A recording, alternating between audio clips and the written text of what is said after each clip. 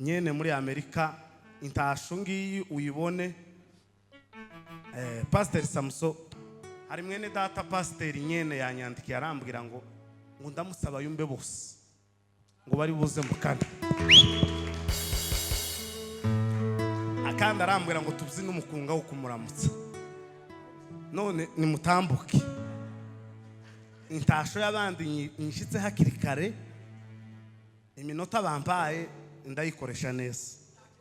None abayumbe mwese nimutambuke nyene muri Amerika intasho ngiyi uyibone. Pastor Samson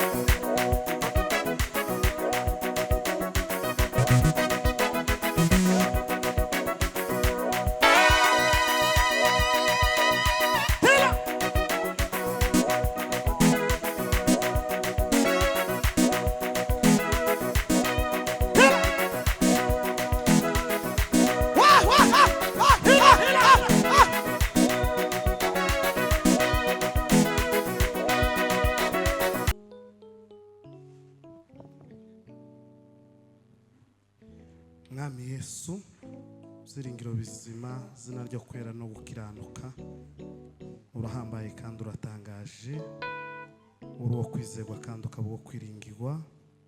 Asante kubw'uyu mugoroba udutijije uzishimwa n'umunezero. Emera uzubane natwe kandi uvugane natwe kandi ukorane natwe.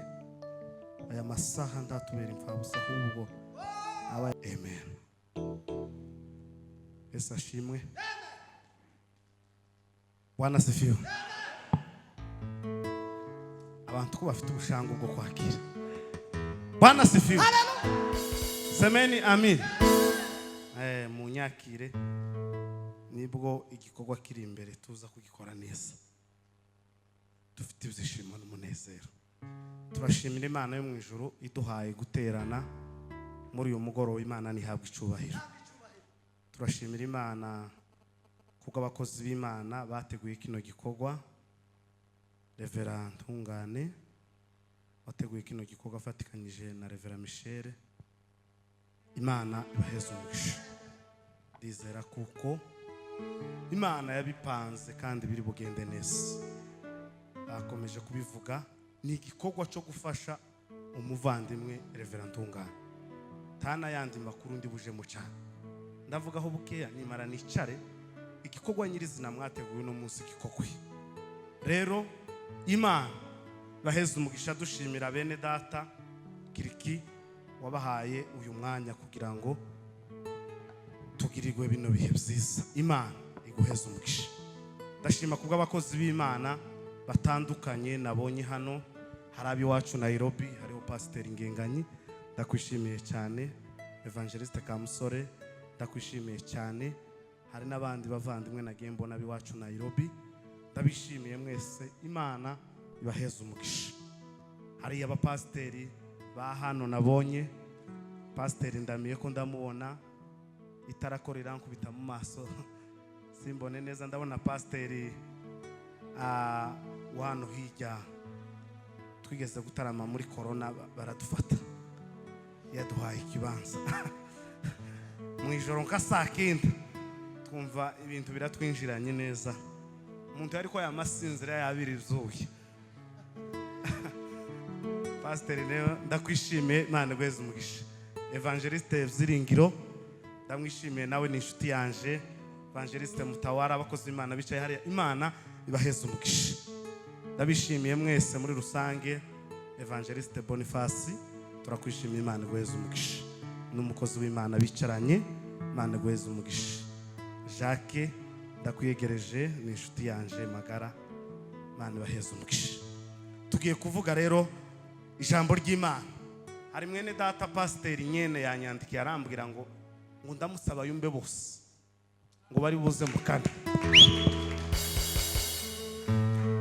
akandi arambwira ngo tubzi n'umukunga wo kumuramutsa. None nimutambuke intasho y'abandi nyishitse hakiri kare, iminota bampaye ndayikoresha neza. None abayumbe mwese nimutambuka nyene muri Amerika, intasho ngiyi uyibone. Pastor Samson turamwiyegereje kuva mu Mutara, Imana guheza umugisha, tware kumwe mu giterane. Sa regera senti neza. Se boss kwari he? Arahari. Ese jo abanaziri turakwiyegereje. Tambuke numara uzufate mikoro. Ansomera ijambo ry'Imana nitumara tuvugeho bukeye. Zamuka.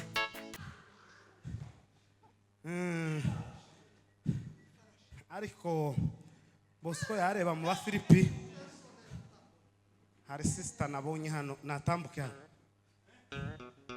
Uriya ni umpangi. Ngwino hano ndimukubona ufite inyota y'igisirimu. Ngwino hagarara. Twirukana abazimu b'ifamiye, cara. Ngwino unkurikira ku mugongo. Ducurangire sha. Tachiza nko kugira. Hallelujah. Zamuka.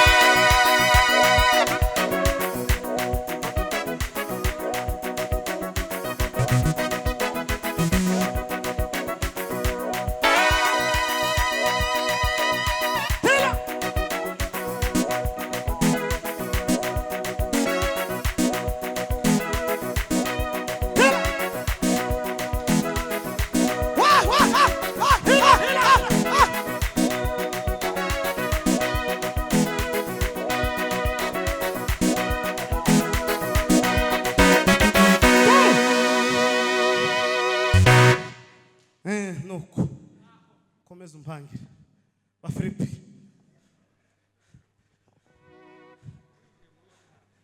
Timuza amategeko y'abapanga ise zamura Imana isubahiro. Zamura kungiye gusoza kwigisha, iminota bambaye igiye kurangira, twinjire mu gikorwa nyirizina. Cyatuza gatoya gusa ngiye kuvuga, ndavuga ijambo hejuru rivuga ngo Abafilipi batekereza Pawulo bamugirira neza. Gusa Abafilipi batekereza Pawulo bamugirira neza. Nimara namanisha taki Abafilipi batekereza intumwa Pawulo bamugirira neza. Niryo jambo namanisha. Ariko ibi byuma ko akane suku gasanzwe kavuga. Nabasi ni mikoro na mabafure niki. Sebyishimo yagiye. Sawa. Tacho bitungane mu izina rya Yesu.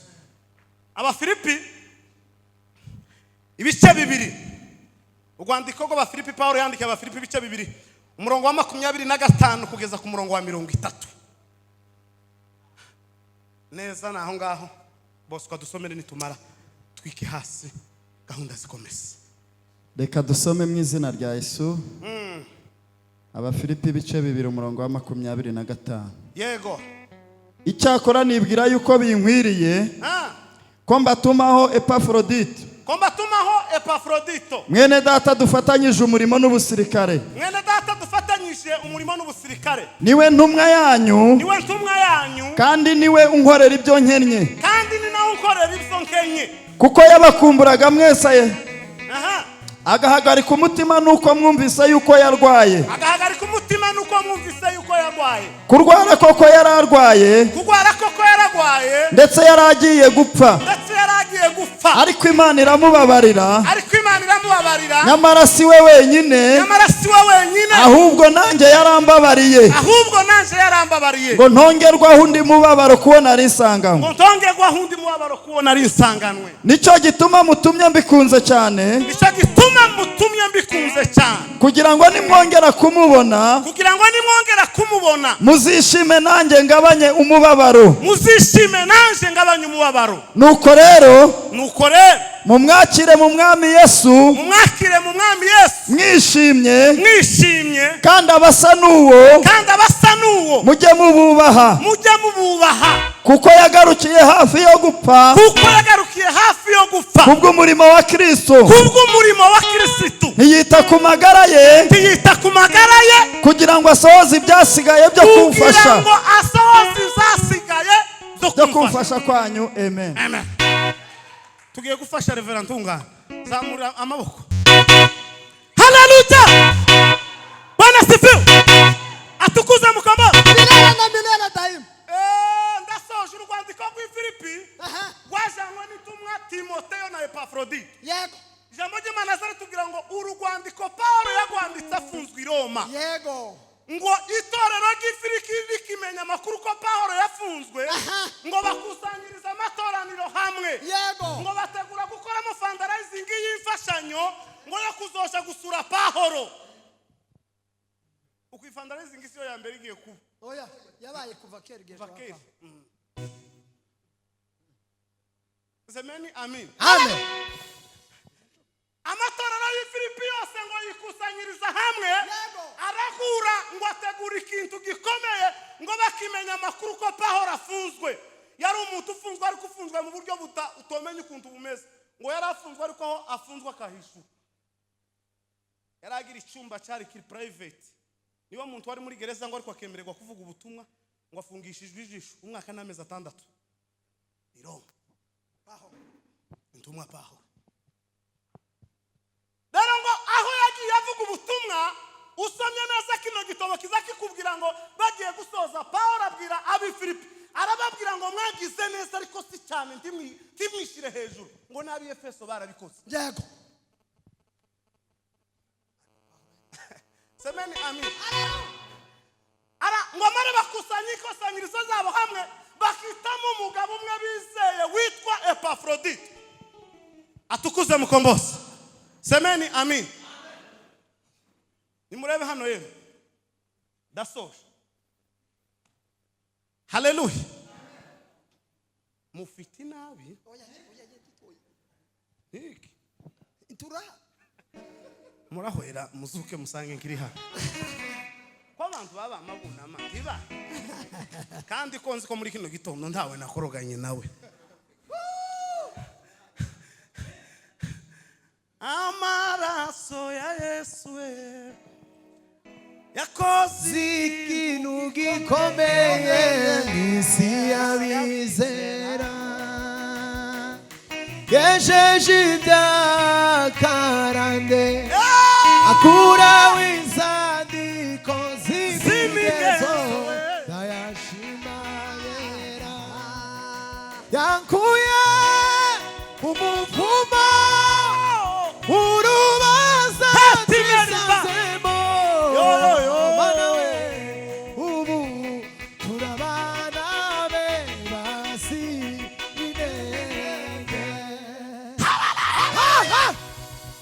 Ab'Ifilipi ngo baratekereza ngo nta kindi tugomba gukora usize gufata imfashanyo tugahitamo umugabo wo kwizegwa ariwo Epafrodito ngo akaja gusura Paulo akamushikiriza ibyo akamubwira ngo twamenya amakuru ko wahuye n'ibibazo ariko pole ndugu umechoka safari ni kweli shida nyingi umepata katika safari pole ndugu novela andine sakine parte vredego baramubwira ngo Epafrodito ngo ajana ifashanyo twasomye igitabo kiratubwira ngo atukuze mukombozi. Amen. Ngwishakora koko ngo kugwara yaragwa atukuze mukombozi. Milele daima. Hallelujah. Amen.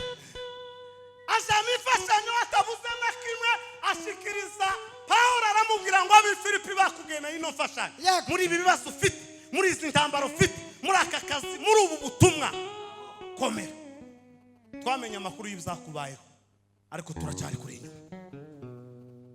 Ariko ngo umugaragu w'Imana Epafra ngo agishikira uruhande rwa Pawulo ngo aragwara.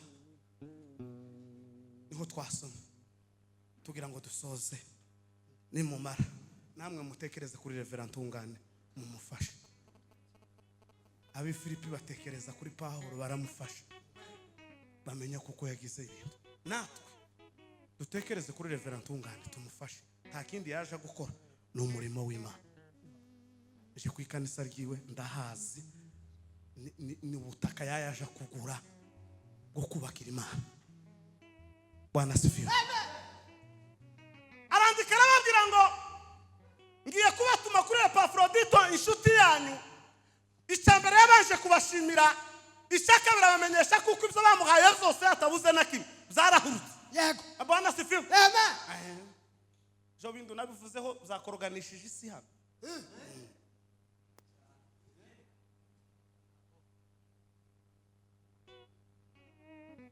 Paulo yashimiye Abafilipi anababwira kuko ibintu Paulo bamuhaye byose. Niwe mugabo yageze aragwara aca mu nyanja ngo arogaja mu mazi kubera gusa impamvu z'ibintu bamuhaye kugira ngo azobihurutse hatabuze na kimwe. Ashimira Abafilipi cyambere arababwira ngo Epafrodito yangezeho, icyakabiri ibyo mwamuhaye yarabishikije hatabuze na kimwe, nguyu mubatumyeho yarabihurukije. Nibyo ejo bundi navuze umuriro wa Mawaka Reverend Ngenganye we.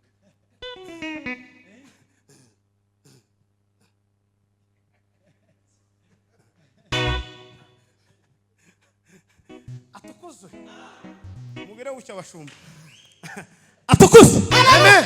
Harumwe wamunyandikire arambwira ngo akiriho ngo yaranapfuye ngo nta munsi uzobona agatuti ku ikanisa rye. Akika ya Mungu ngo akiriho ngo yaranapfuye ngo sinzigera mbona agatuti ku ikanisa. Iryo ntari hari. Iryo se ni muri umuntu wa Yesu uriyoboye. Ubu turabana be bazi. Abi Filipi bakora kuri Pawulo bagira icyo bamumarira, bamushikiriza ibyo bamuhaye kumugaragu bafatikanyije mu rugendo. Nta kindi kitubeshejeho usibye gufatikanya tugatekereza ku muvandimwe tukamugirira neza. Nico gusa nico kituberesheho. Jambo rizavuga ngo bose bari hamwe mu mwanya umwe bahuje umutima. Twoba mu mwanya umwe tugahuza umutima, tugatekereza ku gikorwa cyamwe ne data tukamufasha, ubwiza bw'Imana bugakomeza bukaguka. Nta kindi cyatuzanye hano ni ukugira ngo icyo Imana yashatse gisohore. Ijambo ry'Imana rituganze. Turabana be